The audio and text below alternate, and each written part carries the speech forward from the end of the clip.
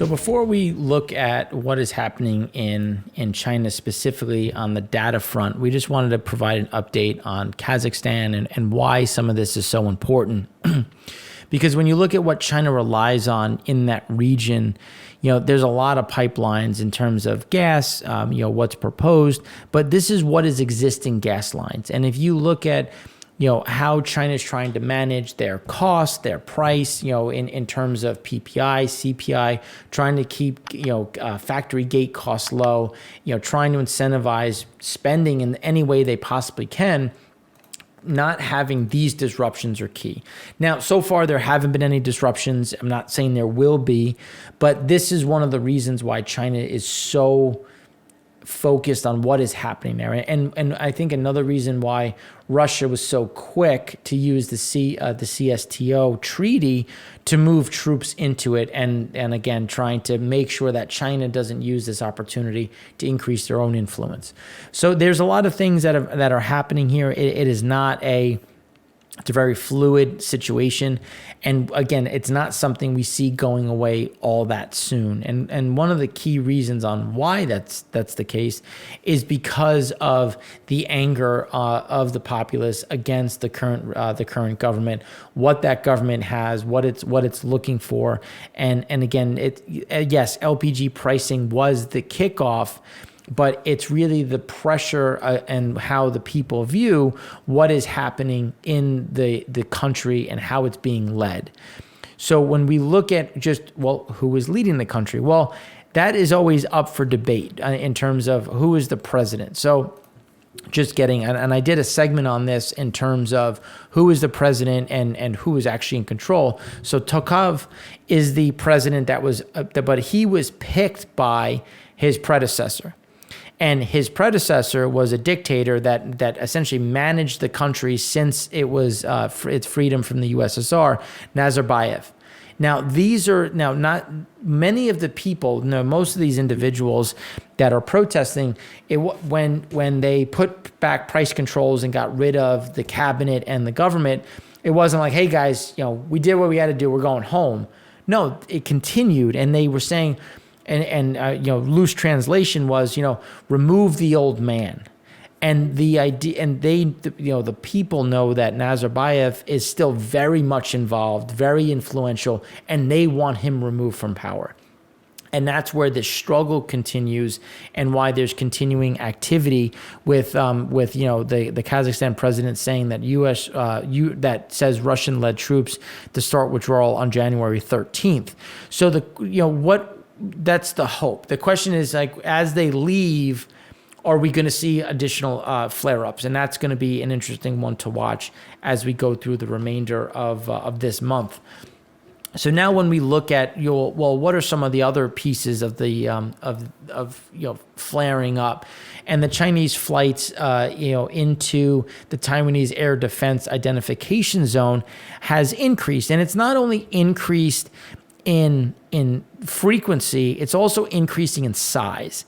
And this is, again, testing the response, testing what triggers it, testing how quickly the Taiwanese recognize the action. At what direction do they respond in? These are all of the key things that come to, again, just think of, for anyone who's watched Jurassic Park, the dinosaurs testing the wire. Is there a weak point? This is what they're doing. Is there touching, feeling, what is the response time? Where are they responding from? What assets are they responding with? Those are all some key things prior to, and just making sure and again, keeping a firm grasp on what do their defenses look like. Now, one of the key things, and if you remember, for those that have seen presentations I've done and have been following me for years, one of the things that I've been talking about is, that Made in China 2025, and which is now Made in China 2030. The goal was always to increase the amount of AI workers, because when you think about where are you going to go to get your PhD in artificial intelligence, Stanford, MIT, big places in the US. Not to say that there aren't other places in the rest of the world, because there are, but the premier side is typically in the US. So when you look at where do the top tier AI researchers come from, the lion's share of them come from China and the US. 29% from China, 20% from the US. But then when you look at where do the researchers work, 59% work in the US, 11% work in China.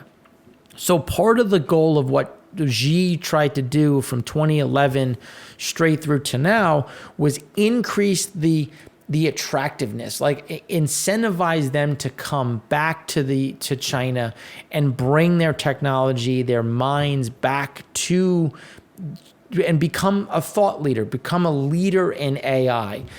And this is just where they've continued to kind of trip up, because there's reasons to go back to China, especially if you're Chinese, but there's also reasons not to. Patent protection, how do I create wealth? Where if you create some massive, this huge innovative thing in the US, I mean, you can become a multimillionaire, a billionaire.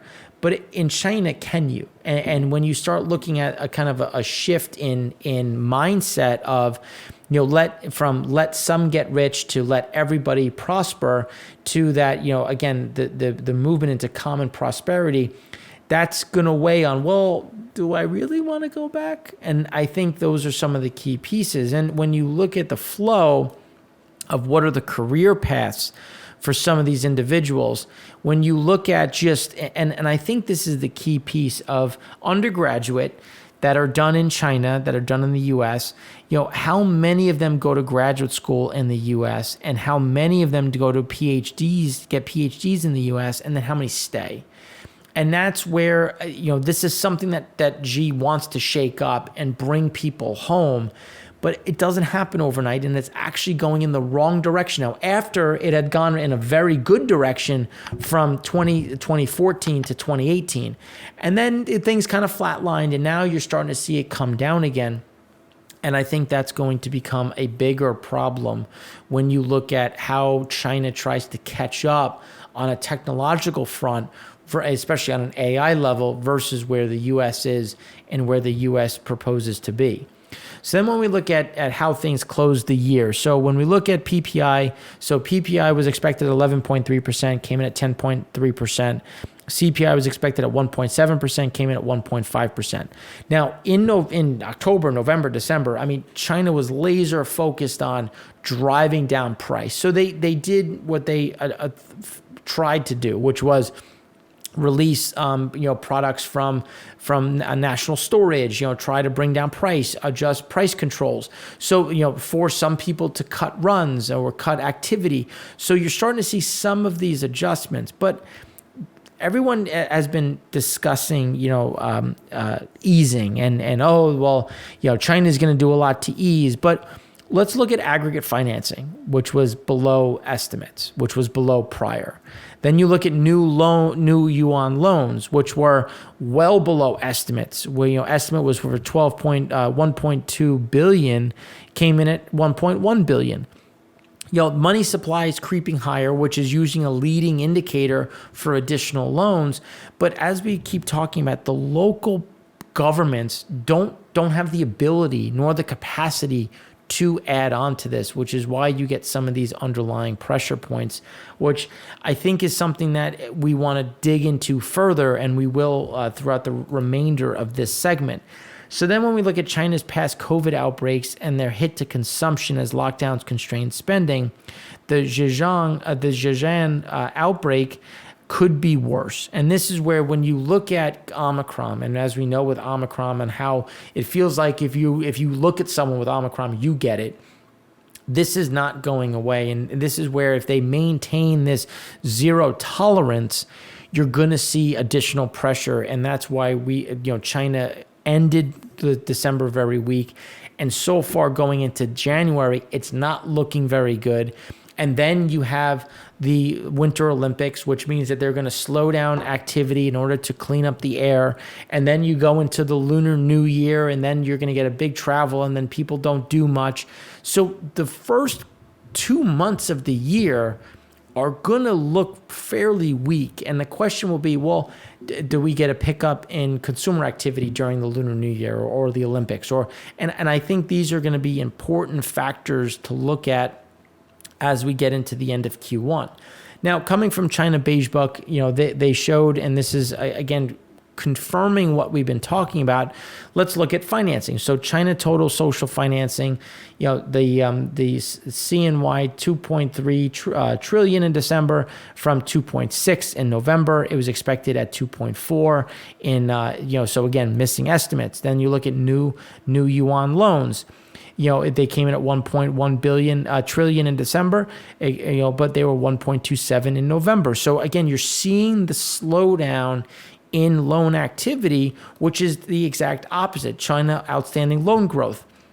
Year-over-year loan growth was 11.6% in December from 11.7% in November. It was expected at 11.7%. So again, slowdowns continuing into January, and we don't see this really reversing. But when you look at China real M1, so M1 supply, usually a leading indicator, rose 3.5% year over year in December to a 3-month high. Real M1 rose 2% year over year in December, 3-month high versus 0.7%. So when you look at money supply, so that's looking at M1 money supply and then looking at real M1 money supply, they both moved up. So clearly there's going to be something. But what we've been saying is that it's not going to just flood the market. It's going to be a pause where credit impulses are just going to stop going down. They're going to increase a little bit, but you're not going to get this massive surge into the system because they don't have the capacity to do it, nor do they have the projects because they're so underwater on a lot of the debt that they've already issued. So then when we take that and we look at the China credit impulses 1 month advanced, this is where you're seeing you're getting back to this base. And again, that's what we're seeing.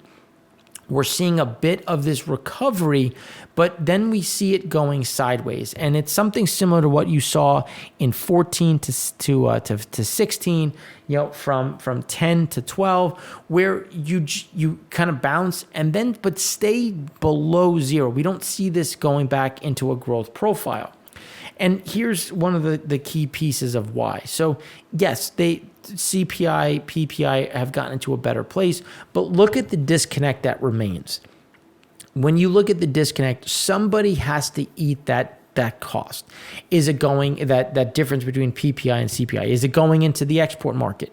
Is it going to the government? We know the government has continued to cut salaries. They've been continuing to cut revenue, tax revenue, but they have to do something to adjust that. So let's look at what are some of the things that they're now doing, which is new, which also runs counter to growing consumption. So while the world is trying to expand transfers to households to support struggling demand, Beijing is slashing pay packages for civil servants while at the same time calling for local governments to accelerate infrastructure spending. So are you going to be incentivized to do more, paying less? Are you going to be able to maintain your standard of living, getting paid less? China has had a huge crackdown again for anti-corruption. This is something that typically leads up until the Communist Congress, and then that will continue afterwards. And again, how much of it is actual corruption versus people that may not agree with Xi? So one of the things from the SCMP, that China has lowered taxes and fees by as much as 8.6 trillion yuan since 2016. Li said the process must continue so the government could give more benefits to businesses and energize the economy. But you're taking money from essentially your largest buyers because the government is massive and a lot of people work for the government, and you're cutting their salaries. So how much can they really turn around and spend? So in other words, Beijing is determined to reduce waste on the demand side while increasing waste on the supply side.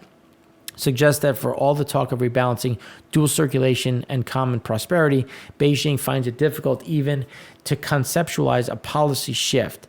So given, based on the bureaucracy, I'm sure the civil service guys were getting paid a lot of money, but after 2 years of lagging consumption growth, Is this really how they're going to try to tackle it? So again, there's a lot of these pressure points. And then when you look at construction activity is still decelerating. We're still getting construction slowing down. We're still getting these pressure points into year end, and we don't see them adjusting.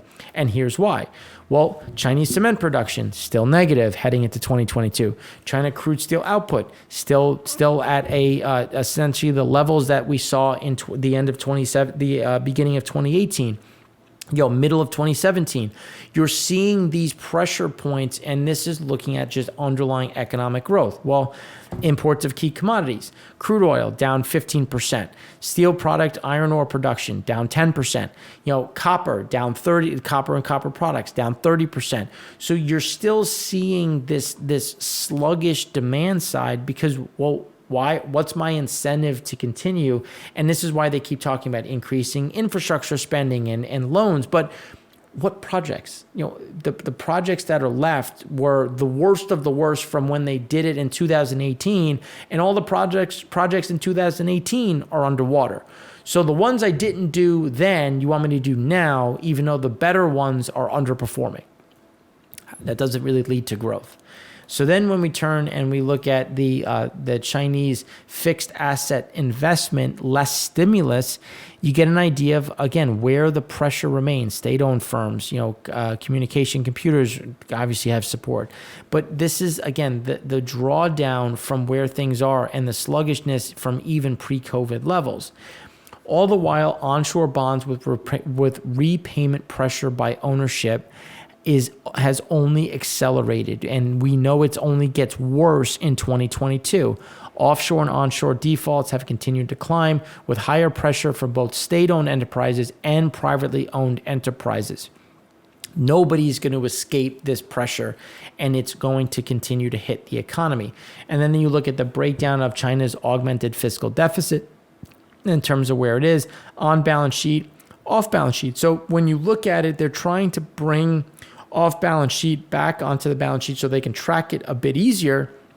But then when you look at China's debt sectors, when you look at household, corporate, LGFVs, or the local government finance vehicles and government debt, that's when you're seeing a lot of these pressure in terms of, well, what am I going to borrow with? What am I going to lend to some of these entities with, because I've already done so at such an elevated fashion?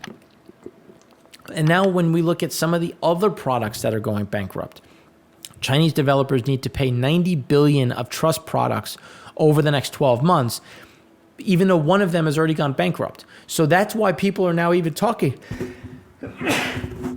Excuse me. That is one of the reasons why people are even talking about trust products. Now, this falls under WMPs or wealth management products, but just look how elevated they are. And these are products that were reserved for wealthy Chinese. Now, how much of this money is going to come back? How much of it is going to be haircutted, and how much is going to come back at all? So this is another just level of pressure that is, I think, underappreciated, that is going to continue to weigh on the Chinese economy. Now, when we look at India's the GDP was expected at 9.5%, came in at 9.2%. Industrial production was expected at 2.8%, came in at 1.4%. Again, diesel is kind of that early indicator that we talked about in the EIA show. And then the CPI year over year was expected at 5.8%, came in at 5.59%. But it's accelerating. And yes, it accelerated less than expected in December, but there was more coming already based on what we know so far in January. So consumer price inflation rose to that 5.6%. The reading compared with consensus of 5.8% and the Bloomberg one of 5.7%. Food inflation accelerated to 4.5% from 2.6% in November. A measure of core inflation that includes gasoline held at an elevated print of 6.2% in December, even as producers started passing higher costs on to retailers. But look at where they are. They never got any real reprieve versus the top end of the RBI inflation rate, which is just the Indian central bank. So you're sitting right at the top level. And now, based on what we've seen so far in January, you're above it. And you're accelerating through it. And a lot of that is being driven not only just by energy, but also by food, i.e. Vegetable oils. So that's where we remain concerned on what is happening within India. And when you look at diesel, which is still 8% below 2019 levels in terms of consumption, there's still an industrial problem. There's still some of that sluggishness that isn't going away anytime soon within the underlying economy. Now, while GDP has bounced, and obviously it has versus based on how bad the previous year was. So you had an easy comp. And as we were saying, now, given levels, the view was that it was going to be this crazy double-digit number. And we kept saying, no, it's going to be good. It's going to be growth, but not to the expectations that people have. And now I think as comps get harder, you're going to see more of that pressure come through. Now, Bank of Korea expected to hike rates again. Headline inflation is pausing, but still elevated. You can see going back to 2014. So, we do believe that there was going to be another rate hike. So now when we look at Japan, a CPI accelerated a bit, was expected at 0.7, came in at 0.8. But then when you look at real cash earnings, expectation was for -5%, came in at -1.6%.